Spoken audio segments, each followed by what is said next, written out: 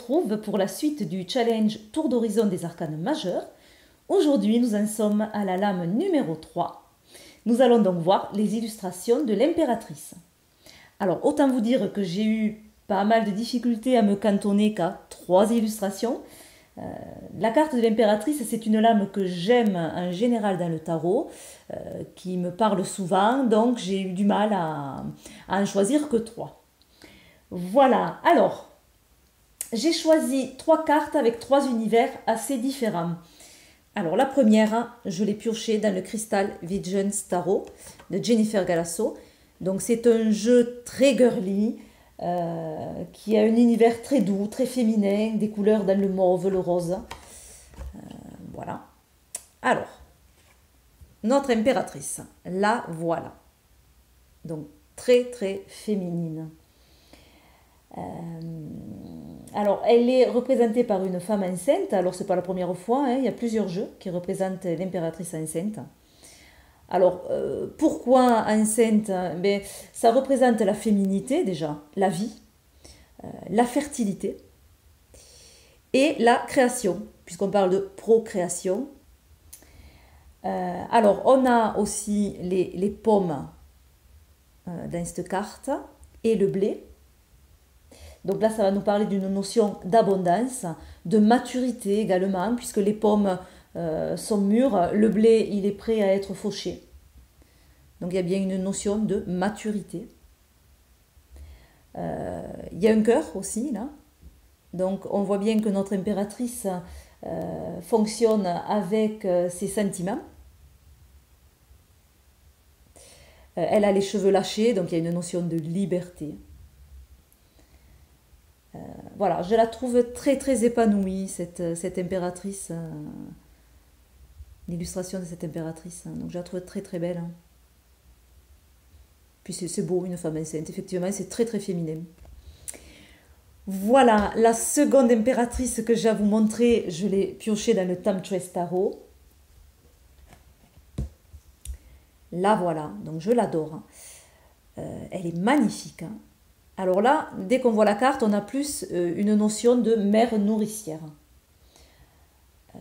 Et donc d'abondance également.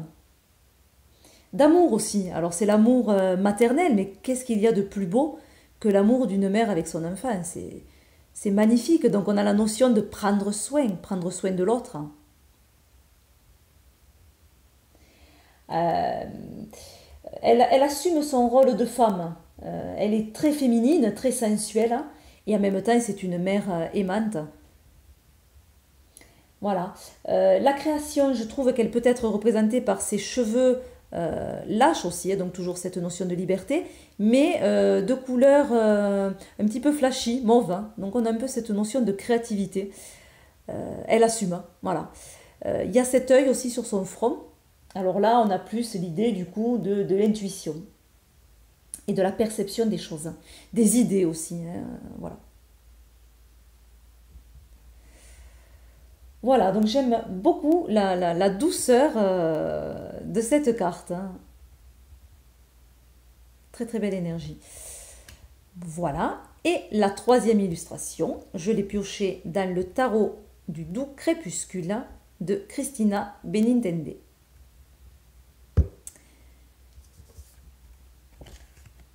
Voilà, on a aussi une très belle impératrice.